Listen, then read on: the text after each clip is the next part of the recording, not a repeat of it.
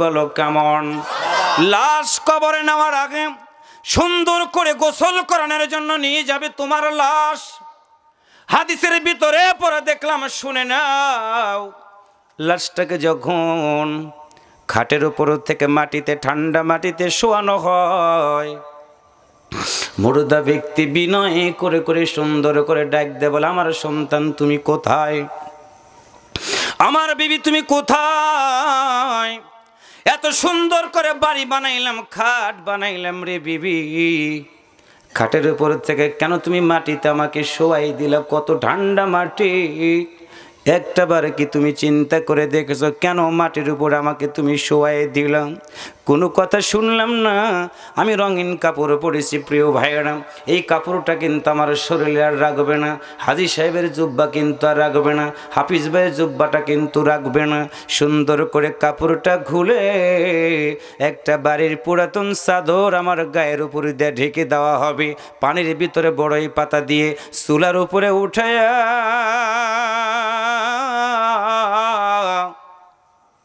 পানিটাকে গরম করে নিয়ে যাবে গোসল দেওয়ার জন্য।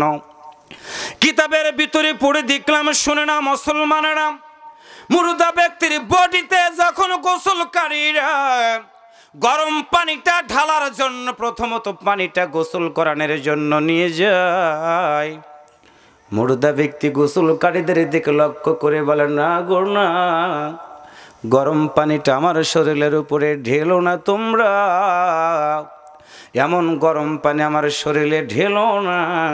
কারণ হলো পানিটা যদি বেশি গরম হয় আমার চামড়াটা ফোসকা পড়ে যাবে, এই ফোসকাটা দেখার মতো এখন আমার আর কেউ নাই, কেউ নাই। আল্লাহু আকবার।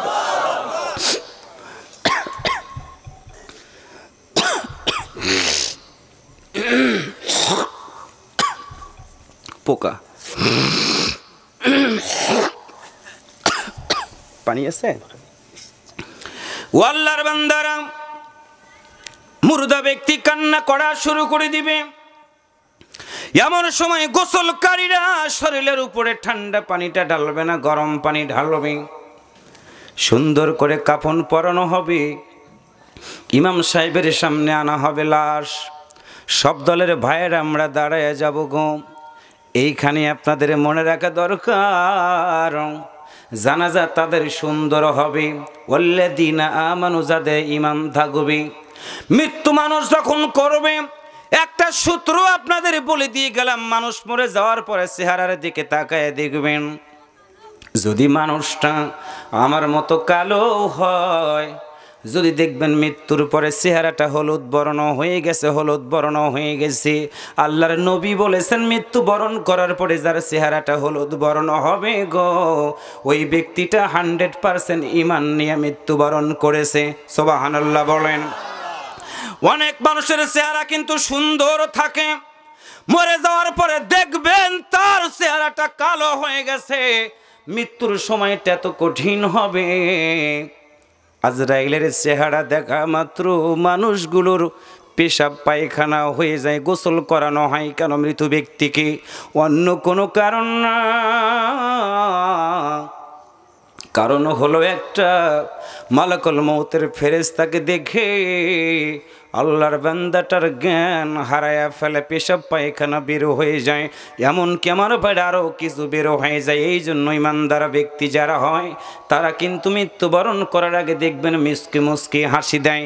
আল্লাহর কসম করে বললাম, বাংলাদেশে একজন ওলি কয়েকদিন আগে মারা গেল, আল্লামা বাবুনগরী মারা গেল গো। ফেসবুকে দেখলাম, মনটা ভরে গেল আমার। সুন্দর করে পানি খাইতেছেন তিনি, পানি খাওয়ার পর একটু পরে আল্লাহর বান্দাটা দুনিয়া ছেড়ে বিদায় হয়ে গেল। কি চমৎকার মৃত্যু গো! রিমান্ডে নিয়ে তাকে এত মারা হয়েছিল, পাটা পর্যন্ত ফুলে গিয়েছিল। একটা কথা তিনি বলেছিলেন, মরে যাব আমি, আল্লাহ বিরোধী লোকদের সাথে আমি বাবুনগরী আপোষ করব না, কারণ এই দুনিয়ার সুখটা সুখ না গো, আর একটা সুখ আছে আখিরাতের ময়দানে। সুখ যদি না পাই, আমার এই দাড়ি টুপি জুব্বা ইমানদারের কোনো দাম থাকবে না। আল্লাহর বান্দারা মনে রাখবেন একটা কথা, বাংলাদেশের মানুষ আমরা গড় আয়ু কিন্তু আমাদের 60 বছর 70 বছর যাই বলি না কেন, লিমিট একটা টাইম আছে। আল্লাহর কসম করে বললাম, আলমে বরজাখারে জীবন যখন আপনার শুরু হয়ে যাবে গো, সেইখানকার কিন্তু টাইম লিমিট নাই, লিমিট নাই, আনলিমিট টাইম কিন্তু আমরা সেইখানে অবস্থান করব। লিমিট সময়ের জন্য আমরা চুরি করি, ডাকাতি করি, জেনা করি, ব্যভিচার করি, কিন্তু আল্লাহর বান্দারা দিলটা নরম করে দাও। লিমিট সময়ের জন্য এত ব্যস্ত, আনলিমিট সময়ের জন্য কিন্তু আমরা একটা বারের জন্য ব্যস্ত হলাম না। একটু কথা বলেন ঠিক কিনা? আনলিমিট টাইমটার জন্য যদি ব্যস্ত হন, আজকের আলোচ্য আয়াতের তাফসীর হলো 1 নাম্বার সিদ্ধান্ত হলো আল্লাযীনা আমানু, যতদিন আল্লাহ আমাকে বাঁচাই রাখবে আমি ঈমানটা কারো কাছে বিক্রি করব না। কারণ হলো ছোট্ট যখন ছিলাম এই মক্তবের শিক্ষক আমাদেরকে শিখিয়ে দিয়েছিলেন আমানতু বিল্লাহি ওয়া মালাইকাতিহি ওয়া কুতুবিহি ওয়া রুসুলিহি ওয়াল ইয়াউমিল আখির ওয়াল কদরি খায়রিহি ওয়াশ শাররিহি মিনাল্লাহি তাআলা ওয়াল বা'থিবাদাল মাউত। একটু আল্লাহু আকবার বলেন। ঈমান সম্পর্কে ছোট্ট কালে পড়েছিলাম এই মক্তবের ভিতরে। আজকে আমার দাড়ি ছিল না, দাড়ি উঠে গেল, মোছ ছিল না, মোছ উঠে গেল, টুপি আমরা পরা শুরু করে দিলাম। আওয়াজ করে বলুন তো, যত অত্যাচারী হোক না কেন গো, ইমানদাররা মরে যাবে, মরে যাবে, কিন্তু আল্লাহ ছাড়া কারো কাছে কিন্তু মাথা নত করবে না। আমরা পত্রিকায় দেখেছি, ফেসবুকে দেখেছি, ফাঁসির কাস্টে ঝুলানো হয়েছে, কিন্তু আল্লাহ ছাড়া কারো কাছে তারা মাথা নত করে নাই। আওয়াজ করে বলুন তো, তাদের মতো ইমানদার কি আমাদের হওয়া দরকার আছে না নাই? আল্লাহর বান্দারা, এই জন্য আল্লাহ ডাক দিয়া বলেন আল্লাযীনা আমানু, নিশ্চয় যারা ঈমান এনেছে, ওয়া আমিলুস সালিহাত, ঈমানটাকে ঠিক রাখার জন্য দ্বিতীয় নাম্বার কাজ হলো আমলে সলে। আমলে সলে মানে হলো ভালো কাজ। একসাথে বলুন তো, নামাজ পড়াটা কি ভালো কাজ না খারাপ কাজ? যাত্রা লাগান, জুয়া লাগান, এই কাজটা কি ভালো কাজ না খারাপ কাজ? আমার ভাইরা, খারাপ কাজ যতই করেন না কেন গো, শয়তান আপনাদের বন্ধু হয়ে থাকবে। আর ইমানদাররা যদি একটু ভালো কাজ করেন, আমার আল্লাহ আমাদের বন্ধু হয়ে থাকবে। মুসলমানের মতো আওয়াজ করে বলুন তো, যতদিন বাঁচবো পৃথিবীতে বন্ধু হিসাবে মানব কাকে? আর একটু জোরে বলেন, কাকে? আমার আল্লাহ তাআলা ডাক দিয়ে বলেন, আল্লাহু ওয়ালিয়ুল্লাযীনা আমানু ইখরিজুহুম মিনাজ-যুলুমাতি ইলান-নূর।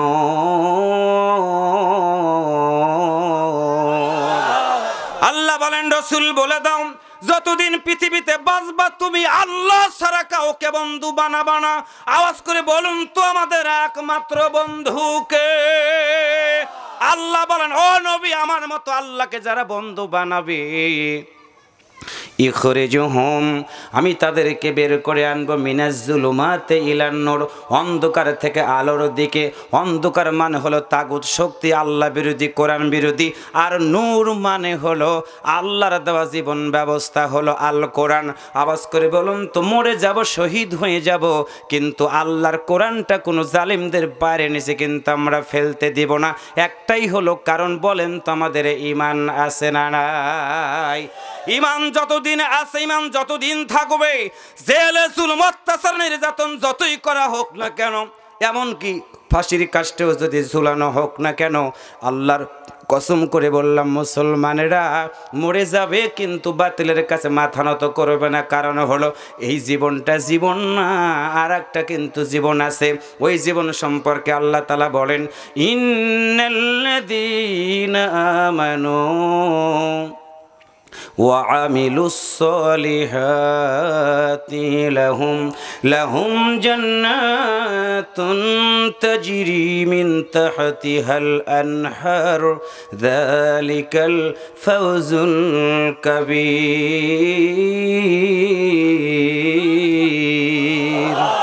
আরেকটু জোরে বলেন আল্লাহু আকবার। আল্লাহর বান্দারা, একজন ইমানদারের কথা আমি আপনাদের শোনাই দিয়ে দিব। ও মুসলমানেরা শুনে নাও, এই জীবনটা জীবন না, মৃত্যুর জন্য আমরা কিন্তু দৌড়াদৌড়ি করি না, দুনিয়াতে বাড়ি গাড়ি করার জন্য আমরা দৌড়াদৌড়ি করি। আল্লাহ রাসূল সাল্লাল্লাহু আলাইহি ওয়াসাল্লামের একজন আদরের সাহাবীর নাম ছিল খালিদ বিন সাঈদ রাদিয়াল্লাহু তাআলা আনহু। একটু আল্লাহু আকবার বলেন, আর একবার বলেন। খালিদ বিন সাঈদ রাদিয়াল্লাহু তাআলা আনহু যুবক মানুষ, আল্লাহর নবীকে উসওয়াতুন হাসানা ওয়া মা আরসালনাকা ইল্লা রাহমাতাল লিল আলামিন রাসূলের আদর্শের কাছে মাথা নত করে গোপনে গোপনে কালেমা পড়ে মুসলমান হয়ে গেল। খালিদ যখন মুসলমান হয়ে গেল, ওই সংবাদটা তার মায়ের কাছে পৌঁছিয়ে গেল, বাবার কাছে পৌঁছিয়ে গেল। সঙ্গে সঙ্গে খালিদ রাদিয়াল্লাহু তাআলা আনহুকে ধরা হলো। ডান দিকে মা, বাম দিকে বাবা। খালিদ রাদিয়াল্লাহু তাআলা আনহুকে দাঁড় করায় বললেন, খালিদ বলো তুমি কি কালেমা পড়ে মুসলমান হয়ে গেছো? আমার প্রিয় ভাইয়েরা মনে রাখবেন একটা কথা, সেটা হলো আল্লাহর এই জমিনে কোরআনের পক্ষে যারা কথা বলে কোনো অজুহাত কিন্তু তাদের কাছে কুলায় না। যারা ইমানদার তিনটা বার কথাটা বললাম। শীত যতই হোক না কেন গো, ফজরের নামাজ কিন্তু 100% ইমানদাররা কাজা করে না। পানি যতই ঠান্ডা হোক না কেন, একটু কথা বলেন ঠিক কিনা? ইমানদার যারা কখন নামাজ কাজা করে না, ইমানদার যারা আল্লাহ ছাড়া কারো কাছে মাথা নত করে না। খালিদ রাদিয়াল্লাহু তাআলা আনহু মাকে ডাক দিয়ে বললেন, মা তোমার কাছে একটি কথা বলবো মা। তুমি কি বলবো না? আব্দুল্লাহর বেটা মুহাম্মদ সম্পর্কে তোমার ধারণাটা কি? আপনারা একটু বলেন তো আমাদের নবীর চরিত্রটা কেমন ছিল?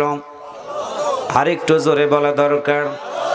আল্লাহ বলেন, মা আরসালনাকা ইল্লা রাহমাতাল লিল আলামিন ওয়া ইন্নাকা লাআলা খুলুকিন আযীম। খালিদ রাদিয়াল্লাহু তাআলা আনহু বললেন, মা আমি খালিদ তোমার সন্তান মা, একটা কথা তোমাকে বললাম মা, বিশ্বনবী সম্পর্কে তোমার ধারণাটা কি, তুমি কি বলবা না? খালিদ রাদিয়াল্লাহু তাআলা আনহুর মা বললেন, খালিদের শুনে নাও, আরবের বুকে যদি কোনো ভালো মানুষ থেকে থাকে একজন, সে আব্দুল্লাহর বেটা মুহাম্মদ ছাড়া আর কেউ না। আল্লাহু আকবার। আর একটু জোরে বলেন। এমন সময় খালিদ রাদিয়াল্লাহু তাআলা আনহু বাবাকে ডাক দিয়া বলল, বাবা তুমি কি বলবা না আরবের বুকে মুহাম্মদ মানুষটা কেমন?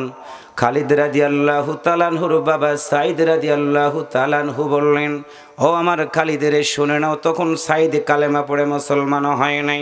বললেন, আরবের বুকে যদি কোনো ভালো মানুষ থেকে থাকে সে আর কেউ না, সে হলো আব্দুল্লাহর বেটা মুহাম্মদ সাল্লাল্লাহু আলাইহি ওয়াসাল্লাম। এমন সময় যুবক মানুষ বাবা মায়ের দিকে তাকায়া, মায়ের দিকে তাকায়া চোখের পানি ছেড়ে দিয়ে বলল, আব্বা আম্মা শুনে নাও, আমি খালিদ ওই মুহাম্মাদের নামে কালেমা পড়ে মুসলমান হয়ে গিয়েছি। ও আল্লাহর বান্দারা, আমরা মুসলমান, আমাদের কেউ মানে না। আমরা দাড়ি রেখেছি, কেউ দাড়ি শেষে দেয় না। আমরা টুপি পরেছি, কেউ টুপি কেড়ে নেয় না। খালিদ রাদিয়াল্লাহু তাআলা আনহু যখনই বলেন, মা আমি মুসলমান হয়ে গেছি, কিতাবের ভিতরে পড়লাম, আসহাবে রাসূলের জীবন কথার ভিতরে পড়লাম, সঙ্গে সঙ্গে গর্ভধারিণী মা খালিদকে লক্ষ্য করে বলেন, খালিদ রে, কালেমাটা যদি ছেড়ে না দাও, আমি গর্ভধারিণী মা তোমার সাথে কোনো সম্পর্ক রাখবো না। খালিদের বাবা চিৎকার করে ডাক দিয়া বলল, খালিদ রে, তুমি যদি মুহাম্মাদের ইসলাম ধর্ম ছেড়ে না দাও, অপেক্ষা করো, আমি তোমাকে এমন পিটাবো এইটা কোনোদিন তুমি চিন্তা করতে পারবে না। এই কথাটা বললেন খালিদের বাবা। ইমানদাররা বলেন তো ভয় করে কাকে? আরেকটু জোরে বলেন কাকে? খালিদ রাদিয়াল্লাহু তাআলা আনহু আব্বার দিকে তাকায়া বললাম,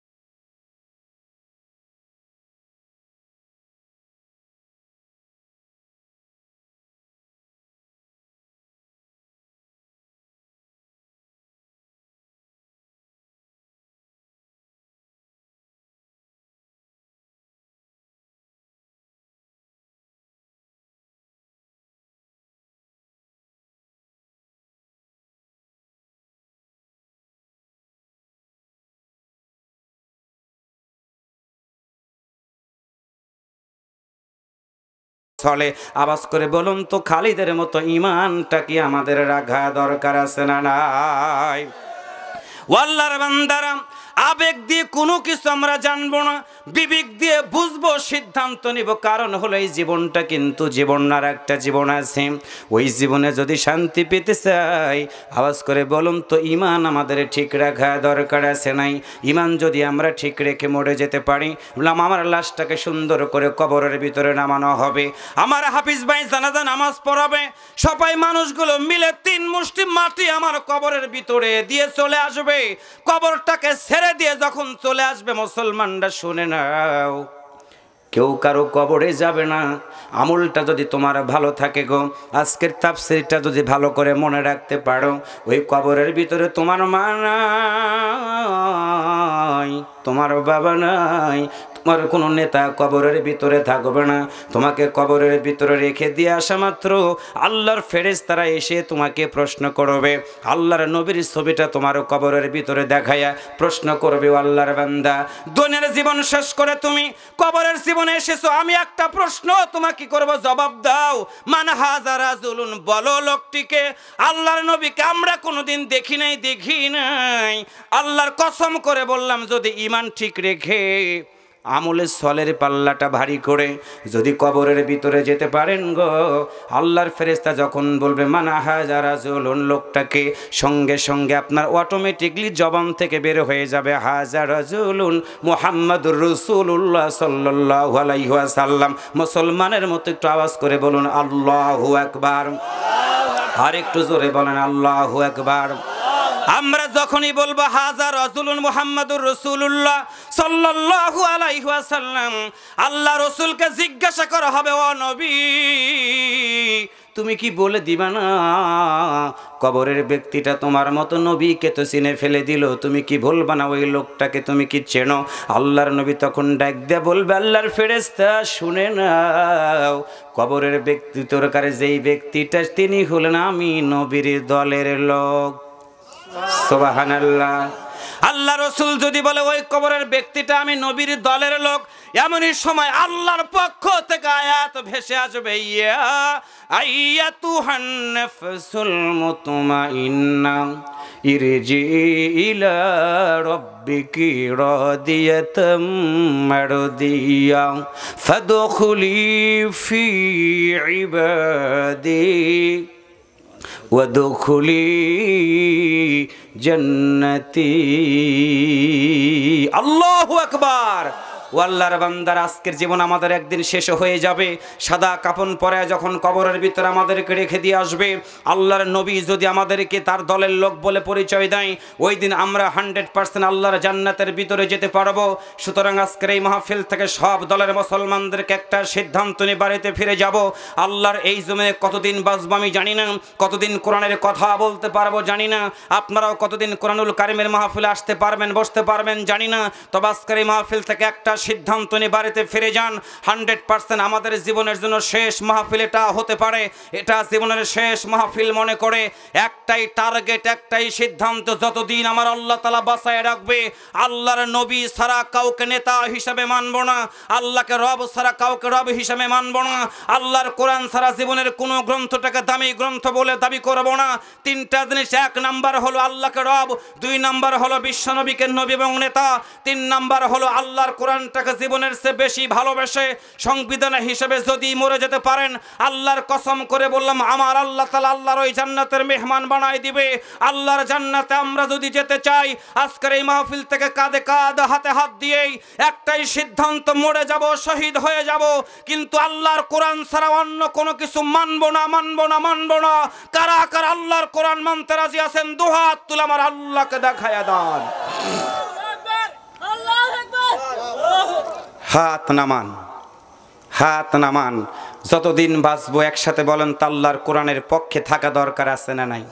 আর একবার বলেন, আছে না নাই? যতদিন বাঁচবো টার্গেট একটা, আল্লাহর কোরআন যেখানে আমরাও। একটি প্রশ্ন আপনাদের কাছে করতে চাই, আগামী বছর এই মাহফিলটা এর চেয়ে বড় আকারের হোক, এটা কি আপনারা চান? একসাথে বলেন চান? যারা চান তারা একটু দুহাত তুলে হ্যাঁ বলুন। সবাই তোলেন, যাদের হাত আল্লাহ দিয়েছে।